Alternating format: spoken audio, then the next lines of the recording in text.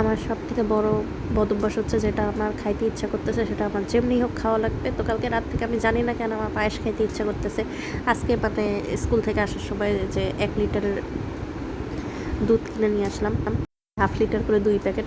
তারপর মা বলতেছে এসব দিয়ে কী করবি? বললাম যে আমার পায়েস খেতে ইচ্ছে করতেছে, আমি এখন পায়েস খাবো।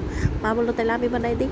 আমি আইসাই বললাম না তুমি পারবা না। মা এমন রাগ হইলো, বললো সারা জীবন আমি পায়েস রান্না করে খাওয়াইলাম আর তুই বলতেছিস যে আমি পারবো না। আমি জীবনে প্রথম পায়েস রান্না করতে আসছি। আমি হচ্ছে যে এইভাবে এই যে চাল আর একটু কিসমিস টিসমিস মানে ব্লেন্ড করে দিছি। এখন আমি মানে বলছি তুমি সারা জীবন একরকমভাবে বানাইছো, আমি আরেক রকমভাবে বানাবো। তুমি যেরকম চাল আর দুধ একসাথে ফুটাইছো, আমার তো অন্য বানালে হবে না। আমার এক চুলায় চাল সেদ্ধ হইতে দিতে হবে, আরেক চুলায় দুধ সেদ্ধ হবে, আরেক চুলায় হচ্ছে আরেক ব্লেন্ডারে হচ্ছে যে আমি সব কিছু বাটাবুটি করবো। তা আমি যেইভাবে পারি আমি সেভাবেই রান্না করবো, তুমি এখান থেকে যাও। তারপর হচ্ছে যে সেভাবেই আমি রান্না করলাম। পায়েসটা কিন্তু খাইতে অনেক বেশি মজা হয়েছিল আর অনেক বেশি ঘন হয়েছে। তারপর আমি যেহেতু ফোন দিয়ে আমি হচ্ছে পাতিল ছিটে খাচ্ছিলাম। তো যাই হোক, পায়েসটা আসলেই খুব মজা হয়েছে আর দেখতেও খুব সুন্দর হয়েছে, আলহামদুলিল্লাহ।